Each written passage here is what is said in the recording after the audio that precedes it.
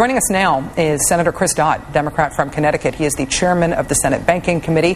Senator Dodd, thank you for your time. I'm very happy that you are very busy these days. I'm glad I'm getting very tired, too. It's been a long 5 days. And I think it's probably going to be a long few more days. Yes, you are. Right. You're absolutely right. And let me ask you first about the way the president described the current crisis tonight. Do you agree with the president about why this crisis happened and what the contours of the crisis are? Well, the president identified correctly. It was the foreclosure crisis, the housing crisis. What the president left out, we don't need to dwell on this because we got to look ahead, but the president left out is the cops weren't on the beat. I mean, we had plenty of regulation in the area. The question was the regulators weren't doing their jobs. That is to go out and prohibit deceptive and fraudulent lending practices. Remember, the Wall Street Journal pointed out that 65% of the subprime mortgages that were worked out or were extended actually qualified for prime mortgages, a lot less costly than they had to be. So this was unscrupulous behavior, bad behavior that went unchecked for far too long. And secondly, and talking about Fannie Mae and Freddie Mac, and clearly we need changes there, but Fannie and Freddie Mac bought very few of these subprime mortgages. So the problem going from subprime mortgages, predatory lending, to the situation we're in is a bit different. But look, there's no point tonight.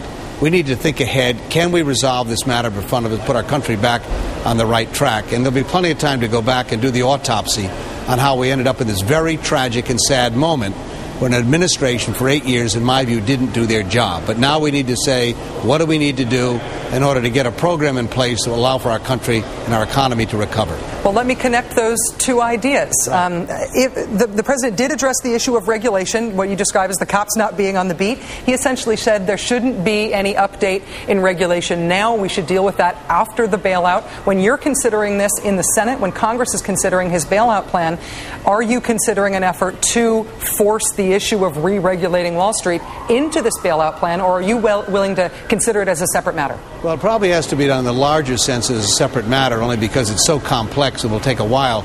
But there are things like the predatory lending bill, which we've drafted and marked up in the past, ought to be a part of something like this. I doubt we can get that, but clearly that needs to be done.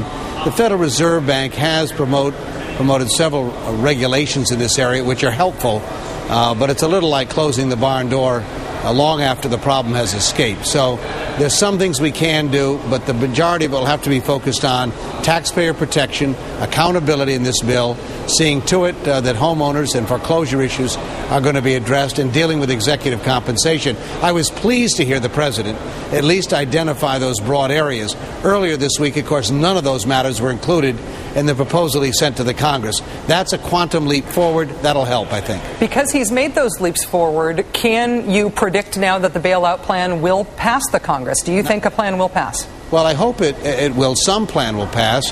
But candidly, turning over $700 billion when we're going to have a change of administration in 40 days, basically, is something I'd like to see something done with this money that would require some check on this to determine whether or not this plan of theirs is working. I've talked to a lot of people on Wall Street who spent their careers there who have serious reservations about this particular proposal. Now, Congress ought not try to micromanage that, but I'm not convinced this plan is going to work, and a lot of people who are far more knowledgeable about the workings of these financial institutions are not either. So I'd like to be able to have some point here fairly quickly that we make a determination as to whether or not this proposal, if he's given the authority, will actually work. On the issue of the prospects for this bailout, Senator McCain today, in suspending his presidential campaign and saying that he wanted to return to Washington, although we understand he's still in New York City tonight, he said, "I do not believe that the plan on the table will pass as it currently stands, and we are running out of time." When he says we are running out of time, do you agree with him, and do you think there is a call for him to ask for a suspension of the presidential campaign and a delay of the debate? Well, look, I'd like to move quickly if we can on this as well. But, Rachel, I'll tell you, speed is not the issue here, getting this right.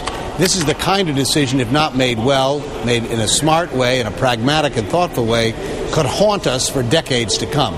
So I'm as anxious as anyone to get this done, but I'm not about to move this thing more quickly than I think is warranted, and I want to make sure, as to the extent you can, that we're doing the right thing. Now, I'm delighted that John is expressing himself on the issue. I've heard from Barack Obama on numerous occasions over the last number of days, calling. I know he's talked to Hank Paulson, and so he's been deeply involved and interested in how this is progressing. I've never heard from John McCain on the issue.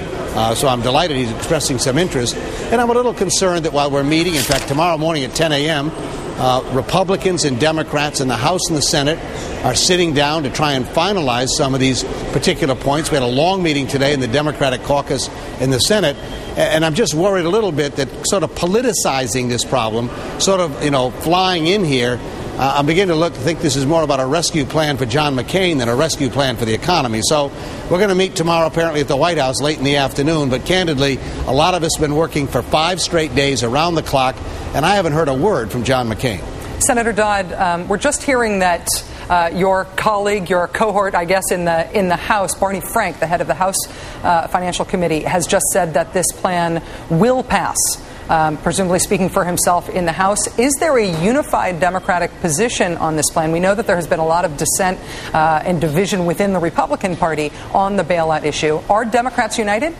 Well, I can tell we met today, and the plan that I proposed back several days ago has been universally endorsed by my Democratic colleagues. And it incorporates a lot of the principles, Rachel, we talked about here tonight. That is taxpayer protection, dealing with home ownership, the foreclosure issue, as well as accountability. And it's very important to point out here as well, beyond these issues, the American people want to know, what does this mean to me? I understand you're going to buy a lot of bad assets on Wall Street. But it's about retirement plans, 401ks, these whole issues of job creation, obviously college tuitions, all of these issues as well are at stake. And if in fact these problems are as serious as they are, then we ought to move forward. But I'm not about to move forward with a plan that I don't think is going to do the job or is going to give far too much power and resources to an administration that hasn't demonstrated yet to me they know what to do with it. Senator Chris Dodd, chairman of the Senate Banking Committee, thank you so much for joining us tonight. We really appreciate it. Thank you, Rachel.